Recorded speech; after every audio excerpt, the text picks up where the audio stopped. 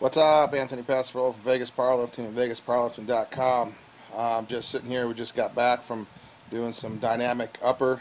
One of the first days back, my kid got to be back in the gym from his injury, so it was pretty cool, pretty exciting. For those of you who don't know, we were doing some speed work. We use accommodating resistance using chains or bands to make it a little heavier on top than it is on the bottom. We were in a 9-week prep phase, finishing up our 3rd week of our 9-week prep phase. So for this prep phase, what we did is we kept the weight consistent, roughly around 40% of a raw max, and then we added chain every week until the 3rd week. We started off roughly with 80 pounds of chain, and then each week we added a chain, and so this way we had the most difference between the bottom and the top. Me personally, I see the best results when the weight stays the same over a period of time and my accommodating resistance change, because I like the idea of where I can have 40% of my chest and try to get up to 70-80% at the lock at the top end. It keeps my body fast, keeps my body going through the motion without slowing down at all, and so I see the best results of it. But next phase for week 1, which is almost kind of like a lack of a better term, a deload, but it starts the next week. We will do. We'll keep the weight will change, but the accommodating resistance will stay the same. So we'll use probably roughly I don't know 80 pounds of chain, and we'll go 40, 45, 50 from our 1 rep max raw from that, and usually about 40% when I start off with. I see the best results. I know some people go 50, 55, 60. I've seen it a little bit more successful for people that are maybe new to it and really want to get have the weight a little bit heavier. I've done that with lifters.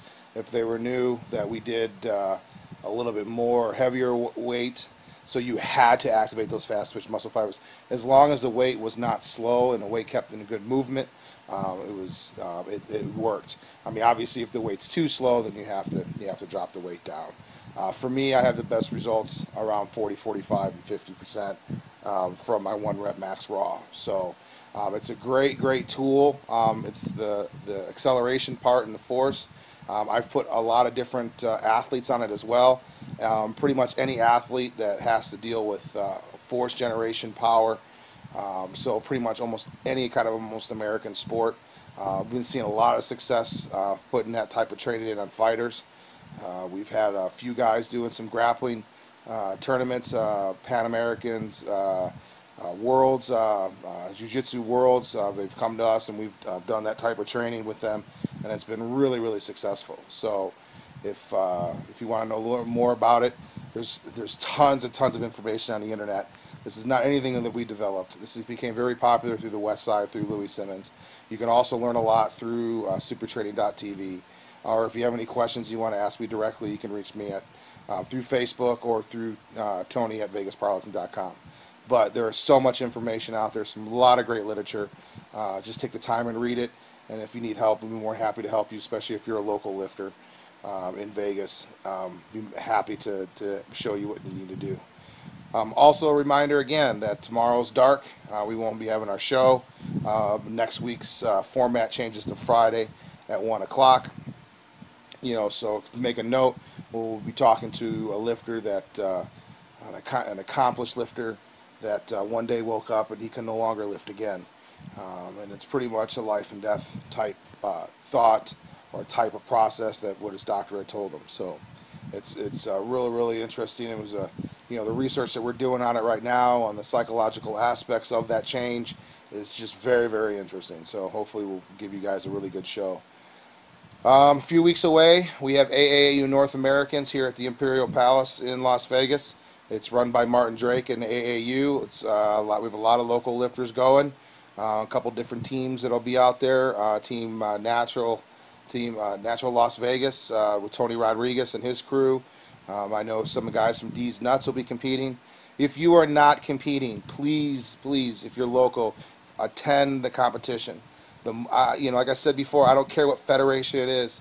My hat's thrown and my responsibilities to the USPA, but I support any powerlifting federation that comes to Las Vegas. just because it helps grow the sport here locally. So if you are not going to be competing in that federation for whatever reason, please come and help support the lifters that are competing in it.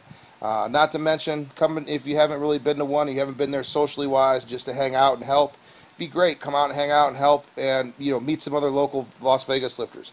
You never know what it might spark up, and you never know what what kind of training opportunities it might lie.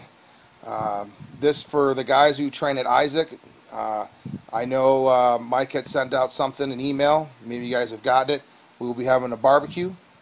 So I think it's at 2 o'clock. So Mike is requesting $10, and he'll do all the shopping. So try to get that to him by Friday. So which is pretty cool. We've done it once before. I missed it because I was at work, but oh well. I'm going to go to this one, so I'm looking really forward to it. I'm going to be benching heavy and then eating a lot of food. So it's going to be a good time. Oh, and we also have one lifter, Dan. We call him Old Man Dan. He's 72 years old. He'll be going in the USAPL Masters Nationals. So we want to wish him good luck. He's got a few weeks left for training that, and I'm sure we'll talk about it again, especially on our show. But for right now, I just want to, if you know Old Man Dan, then give him a line and wish him good luck. He'll be representing Vegas powerlifting out in USA PL Nationals. So other than that, that'll be it, and we will talk to you later.